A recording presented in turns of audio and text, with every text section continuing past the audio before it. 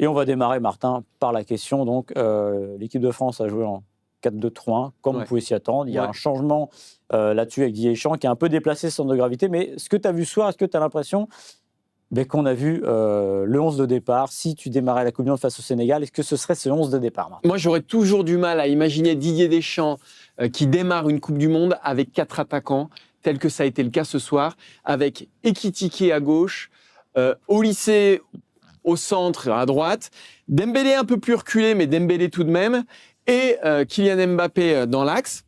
Mais je me dis que s'il met ça en place à 2 mois et demi de la Coupe du Monde, face au Brésil, donc c'est quand même un match qui compte, dire gagner contre le Brésil à 2 mois et demi de la Coupe du Monde, ça envoie aussi un message de notre nation, même si c'est un petit Brésil, c'est pas la Seleção, la grande Seleção, mais c'est quand même le Brésil. Je me dis que s'il démarre comme ça, c'est pas pour nous foutre 3 meilleurs récupérateurs au mois de juin.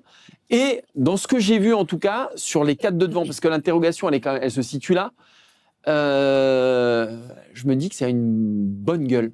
Ekitike à gauche comme ça, il a prouvé encore ce soir qu'il pouvait tout à fait être dans ce schéma de jeu-là. Il apporte de la densité physique, il apporte un point de fixation, il apporte autre chose que les 3 autres. Et comme il n'est pas maladroit avec ses pieds, franchement, je trouve que voilà, il y a une cohérence entre ces 4-là.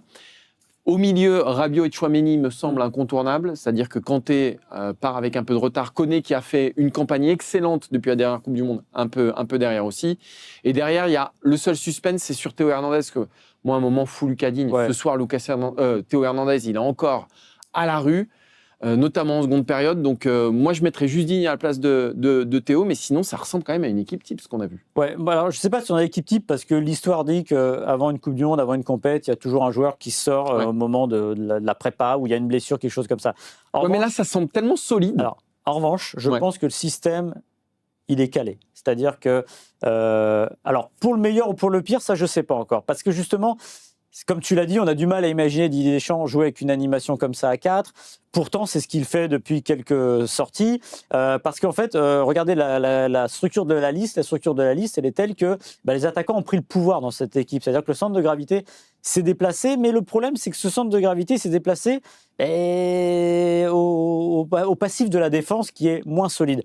Maintenant, comme tu l'as dit, moi, il y a 2 interrogations sur le 11 que je vois ce soir et que je ne lèverai pas tout de suite. C'est-à-dire, déjà, à l'arrière-gauche. En effet, je ne sais pas. Non, mais alors, je sais pas ce que tu en penses. Lucas Digne joue moins à Aston Villa. Oui, mais j'ai l'impression que je ne sais pas ce que doit faire Lucas Digne pour devenir un incontournable avec l'équipe de France. C'est-à-dire que c'est le type qu'on appelle en qualif, qui joue jamais les compètes, qui est jamais là. Mais sur peut-être les 10 derniers mois, c'est peut-être la meilleure solution à gauche. Après, il est en difficulté en club. Mais surtout, il y a un truc, c'est que Théo Hernandez, pour moi, est incontournable. S'il amène quelque chose offensivement, je me souviens de la Ligue des Nations en 2021. Je me souviens de ce Théo Hernandez-là. À partir du moment où on a plus Théo Hernandez-là, et à partir du moment où il garde ses largesses défensive, encore sur le but, il est responsable. Il y a une dernière occasion, je ne sais pas si tu l'as vu parce que tu étais peut-être déjà dans le studio, où encore une fois, il lâche 3 fois son défenseur. Au début avec Rafinha, dès la 6e minute, il est à la rue. C'est trop. Dans une équipe dont le centre de gravité penche déjà énormément vers l'avant, un défenseur gauche qui cadenasse un peu plus. Comme tu l'as dit, il était bon sur la Ligue des Nations 2021, ça fait 5 ans. Et surtout, non, mais Coupe du Monde, mais l'équipe jouait à 3. Enfin, en 3 derrière, il était piston. Non, mais moi, mon problème, alors ok, il est plus en difficulté Digne en club, mais le problème, c'est que dans l'histoire de l'équipe de France de Made in Didier Deschamps, il y a eu plein de joueurs qui étaient en difficulté en club, à qui il a fait confiance. Alors, il a évidemment pas le vécu, même s'il a plus de 50 sélections, faut le rappeler. Et je trouve que c'est la solution la plus saine, on va dire, sur le côté. C'est-à-dire que c'est pas un grand contre-attaquant, mais c'est un bon défenseur. On sait ce qu'on a avec lui. Grosse qualité de centre. Grosse qualité de centre. Et je suis désolé, c'était le match en Italie où il met le coup franc. Oui, c'est vrai. Il y a ça. Et puis le problème, c'est que moi, les garanties de Théo Hernandez, je les vois pas. Voilà. Et je trouve que dans une équipe qui penche déjà énormément vers l'avant, c'est un problème d'avoir un autre joueur qui penche vers l'avant. En fait, il n'y a pas besoin. Voilà. Donc ça, c'était ton premier problème. Oui, alors premier doute. Donc mon Saliba, évidemment, qui devrait évidemment, rentrer. Saliba, on n'a pas parlé de Saliba. L'autre n'est pas un problème, mais c'est quand même une interrogation, c'est Dembélé. C'est-à-dire que Dembélé, ce soir, il est installé au départ, sur le 11 de départ, c'est côté droit. Il y est rarement. Il y est rarement. C'est pas le Dembélé qu'on voit pour la Coupe du Monde 2022 qui est vraiment sur ce côté droit qui reste et qui est assez discret. Il donne des choses intéressantes. Il donne le ballon pour le but de Mbappé. Mais en fait, je sais pas. Au-delà de jamais trop savoir où est sa place en équipe de France, c'est toujours pas installé. Est-ce que c'est pas du gâchis de le mettre là? Est-ce que c'est très sécure de le mettre à cet endroit-là?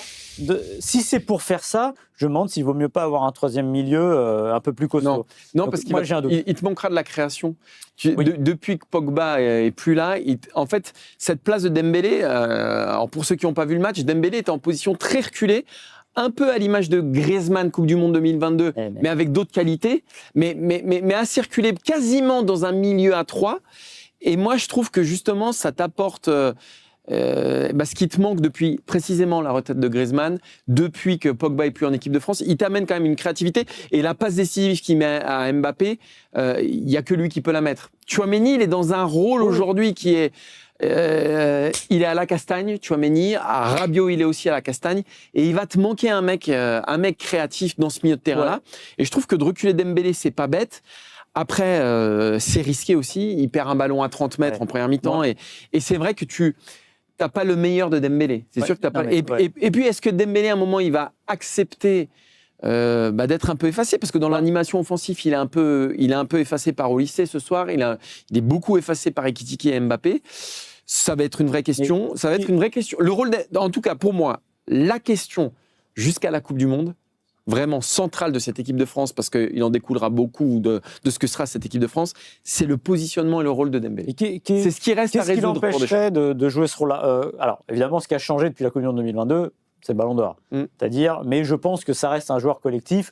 2022, il se sacrifie finalement parce qu'il fait une Coupe du Monde très neutre offensivement.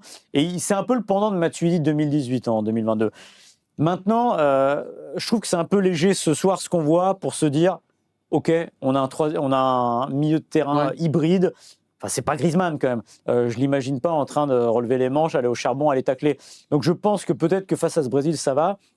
Moi, je suis pas certain. Et très honnêtement, si on me donnait le choix et que le joueur était en forme, je préfère voir Doué dans cette position-là. Parce que c'est un joueur Doué qui peut, on l'a oublié maintenant parce que le PSG ne le fait plus jouer à cet endroit-là, mais qui peut jouer un peu plus relayeur. Donc j'ai plus de doutes là-dessus. Après, le reste de l'équipe, tu l'as dit, Ekitike très bien sur le côté. On l'avait déjà vu de toute façon face à l'Ukraine, qu'il y avait quand même des promesses. Le reste, ça ressemble à une équipe type. Il faudra voir côté droit. Ça jouera entre Malo Gusto et Jules Koundé. Ça dépendra de l'état de forme de Jules Koundé. Mais c'est vrai qu'on n'est pas loin quand même d'une équipe type. En tout cas, ce qui est intéressant, c'est le système. C'est-à-dire que Didier Deschamps... Il s'obstine là-dedans quand même. Oui. Mais... je rappelle qu'en 2021, il s'obstine à 3 derrière, il change pendant l'Euro et ça n'a pas marché. Mais en tout cas, on a quelque chose. Ce qui est intéressant quand même, et on peut aussi insister là-dessus, c'est le retour en forme quand même de Rabiot et Tchouaméni qu'on n'avait pas toujours vu à ce niveau-là en équipe de France. Rabiot qui était absent à un certain moment. Et je trouve que c'est le parfait contrepoids des 4 de devant. C'est-à-dire que si tu as les deux là, à ce niveau-là, pendant la Coupe du Monde, tu peux accepter d'avoir 4 attaquants qui sont un peu plus légers dans le repli défensif. Tu peux te le permettre avec 2 mecs de ce niveau-là. Et il me semble que c'est audacieux.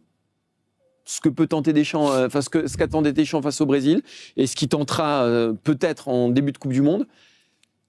Mais j'ai envie de le voir. J'ai très très envie de le voir.